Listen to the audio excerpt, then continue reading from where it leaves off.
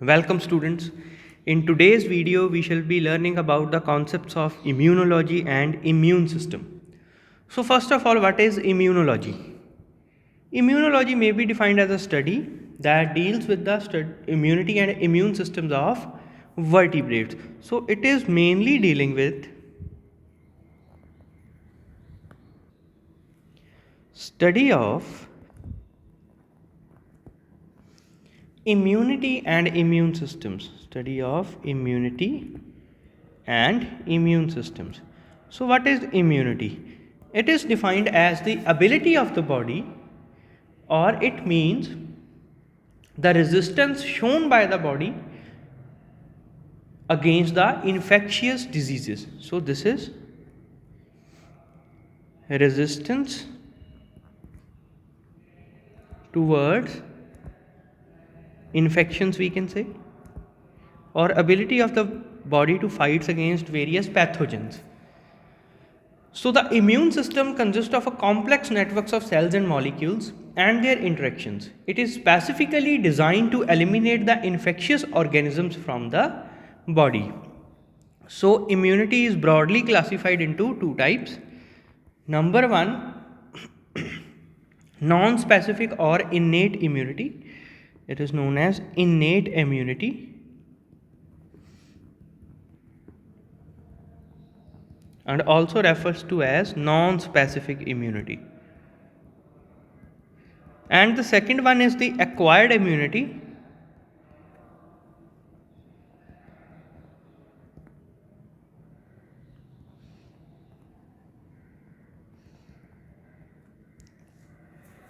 Or commonly referred to as adaptive immunity.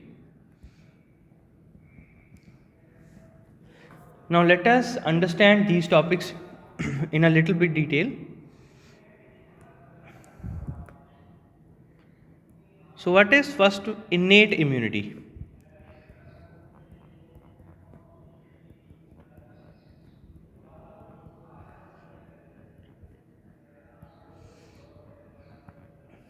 So what is innate immunity? Innate immunity is a non-specific and represents the inherent capability of the organisms to offer resistance against diseases. It consists of defensive barriers. So this is non-specific type that helps to fight against various kinds of diseases, and it mainly offers defensive barriers. So now what are these defensive barriers? So these are divided into the first line and second line of defense. So the first line of defense is generally the skin. First line of defense is generally the skin, which is being the largest organ in the human body, constitutes around 15% of the adult body weight. The skin provides a mechanical barrier to prevent the entry of microbes and viruses. So it generally acts as a mechanical barrier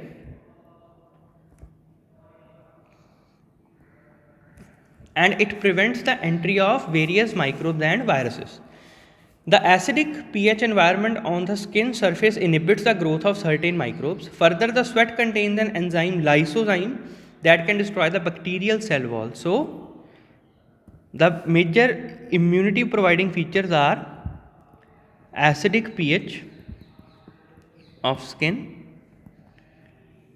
and secretion of sweat that contains lysozymes, which are capable of destroying the bacterial cell wall. So on the other hand, the second line of defense,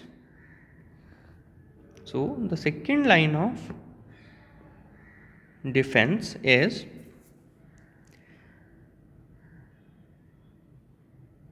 through the non-specific mechanisms such as sneezing and secretions of the mucus. In addition, the body also tries to kill the pathogens by phagocytosis. So a process known as phagocytosis is there. So the phagocytosis involves engulfing of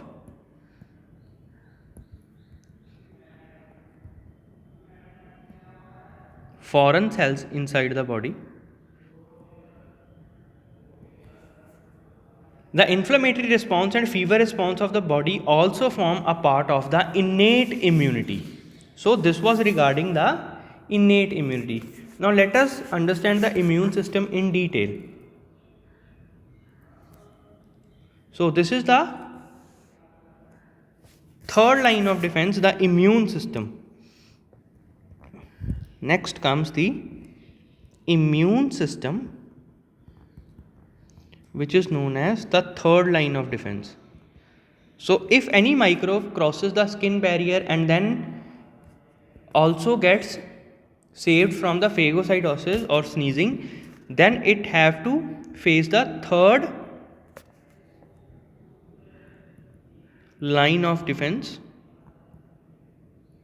that is mainly the immune system. So, here comes the role of the adaptive or specific, or we can say the acquired immunity. So, here comes the role of acquired immunity.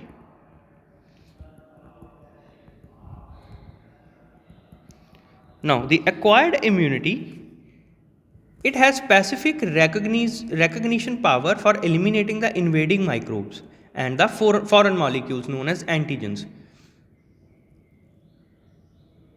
So, it have four distinct characters. Number one, the antigen specificity. So, there is an antigen specificity here. It can recognize the specific type of antigens. Then comes the number two. The number two is known as recognition diversity.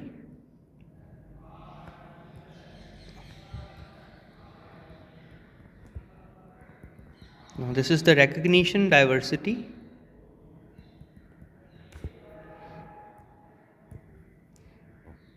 Then comes number three, that is immunological memory.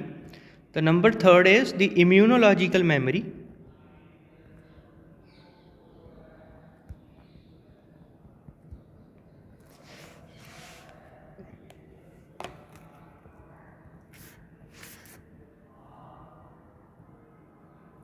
And the last one is the fourth, that is discrimination between self and non-self cells. So, it can distinguish between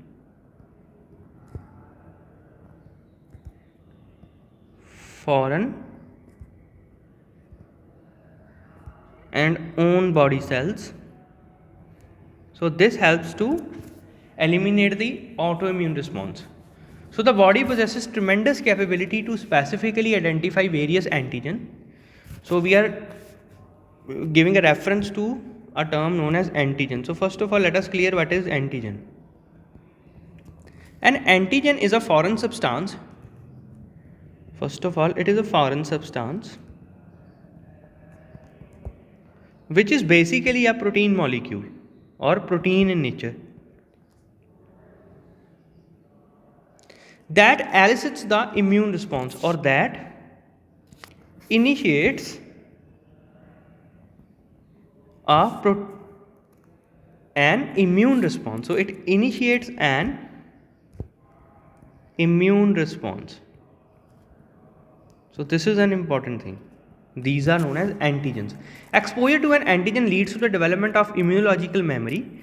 As a result, a second encounter of the body to the same antigen results in an heightened state of immune response.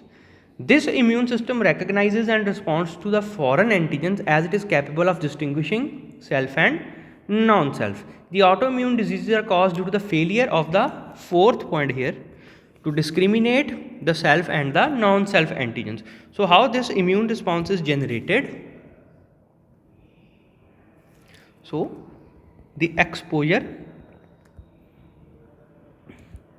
leads to the antigen leads to development of the immunological memory, leads to development of immunological memory.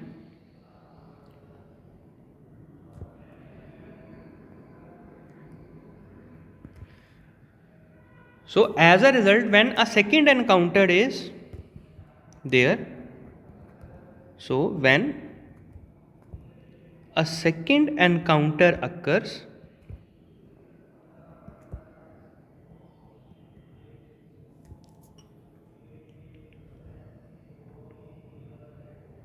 with the same antigen, so when the second encounter occurs with same antigen, a heightened immunological response is generated. A heightened means a very huge immunological response is generated.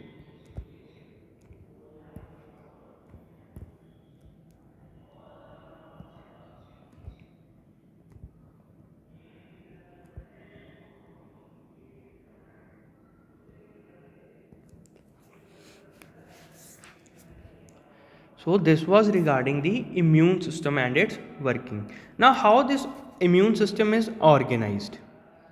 So there are various organs which are involved in the formation of immune system, commonly referred to as human lymphatic system.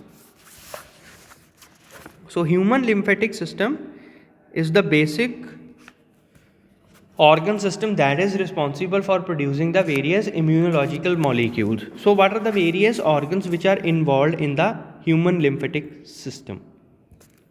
So let us write human lymphatic system.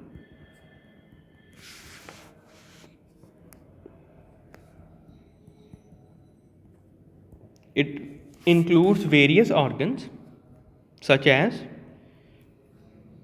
number 1 being thymus, then lymph nodes,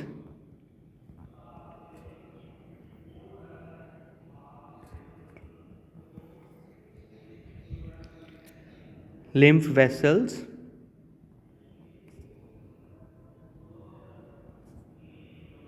tonsils, adenoids, Pierce patches,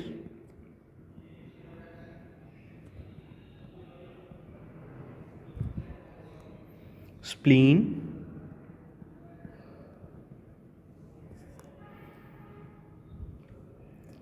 even appendix also, and to some extent the bone marrow also helps in the immune response generation. So these are normally classified into primary and secondary lymphoid organs. So what are these primary and secondary lymphoid organs? We will discuss them one by one. So number 1 is the primary lymphoid organs.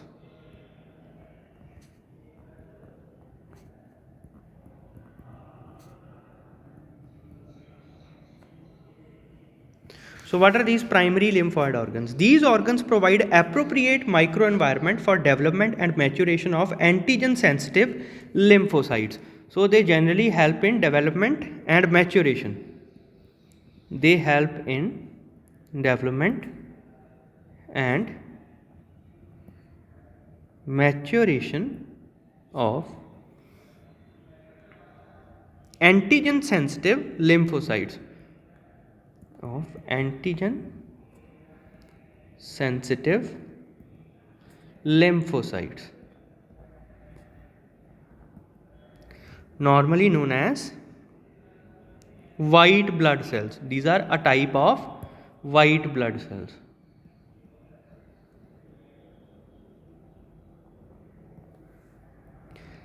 The thymus that is situated above the heart and the bone marrow are the central or primary lymphoid organs. So the main lymphoid organs that are involved in the primary lymphoid organs are number 1, that is thymus, and number 2, that is bone marrow.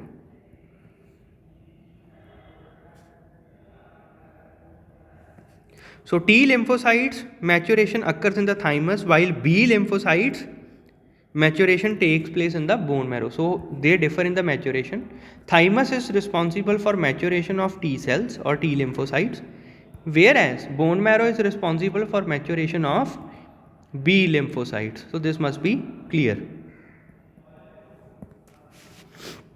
Now then there are second type of lymphoid organs known as secondary lymphoid organs.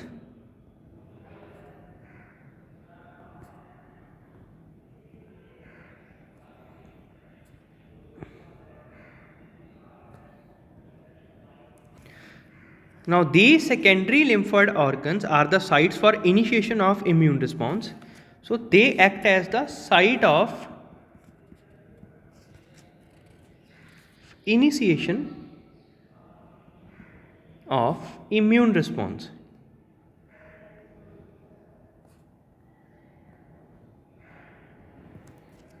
For examples, they include spleen,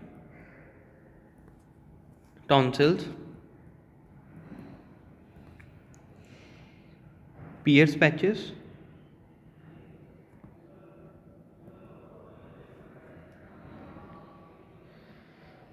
lymph nodes, and others.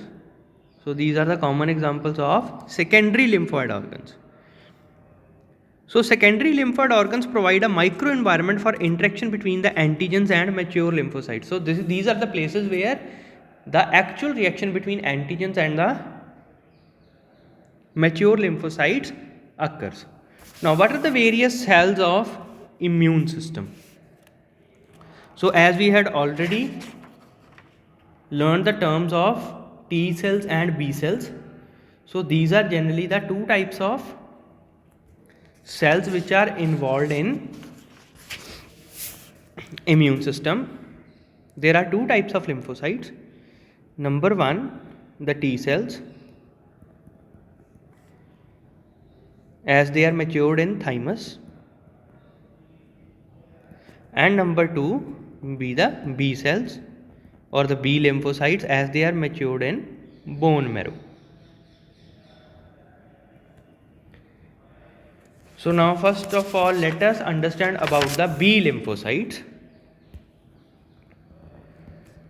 So what are B lymphocytes?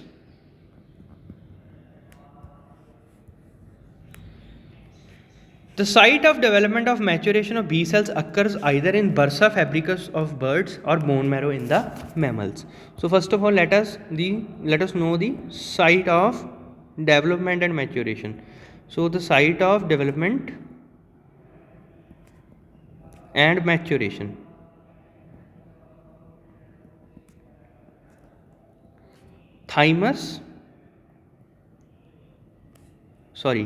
It occurs in bone marrow of mammals. It occurs in bone marrow of mammals and bursa fabricus of birds.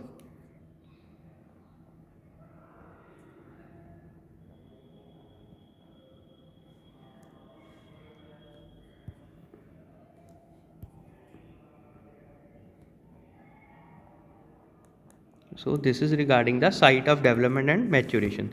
During the course of immune response, B cells mature into plasma cells and secrete antibodies. So they further mature into plasma cells which further secrete the antibodies. So they further secrete the antibodies normally known as immunoglobulins. Normally known as immunoglobulins.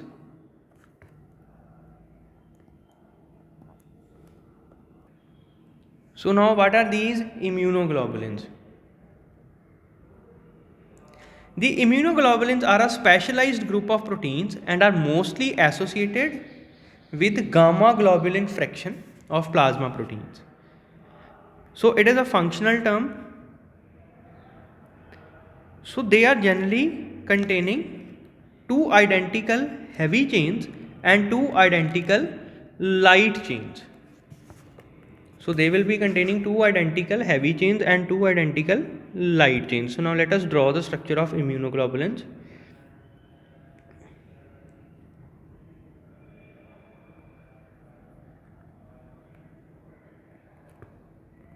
So these are two identical heavy chains, and these are two identical light chains here. So it is a Y-shaped structure, and it is containing disulfide linkages like this in it.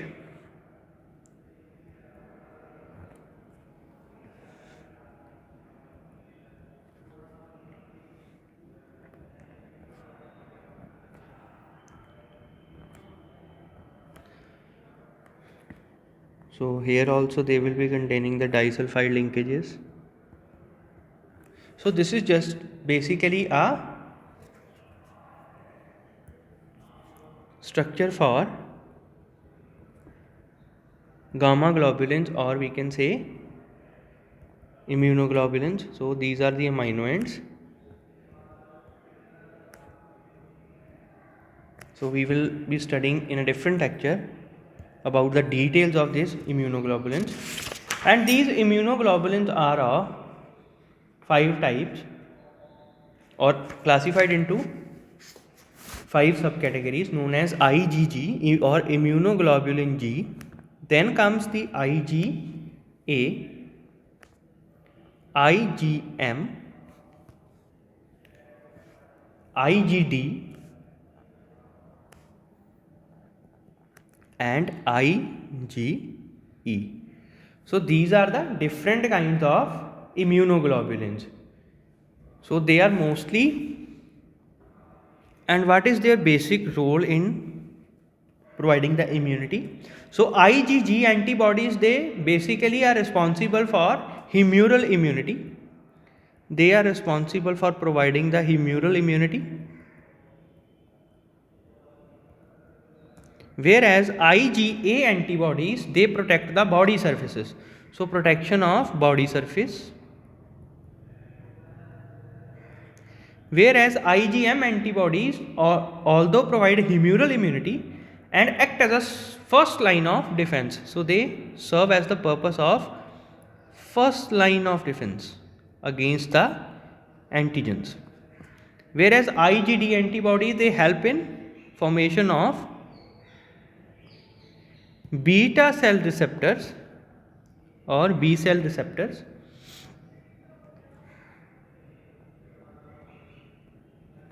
whereas IgE antibodies, they are responsible for histamine response or the inflammatory response. So this was regarding the various immunoglobulins. Now there another type of cells are T cells or T lymphocytes. So let us study in brief about these T lymphocytes. These T lymphocytes, the maturation occurs in the thymus, hence they are named as T lymphocytes. So they identify the virus and microbes from the antigens displayed on their surface. So they are classified into 4 types. Number 1, inducer T cells.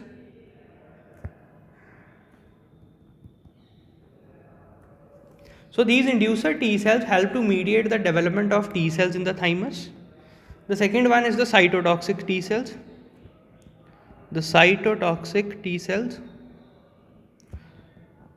The third being helper T cells. And the fourth being the suppressor T cells. So in another video we shall be discussing in detail about the T cells and B cells. Suppressor T cells. So these are the types of cytotoxic T cells.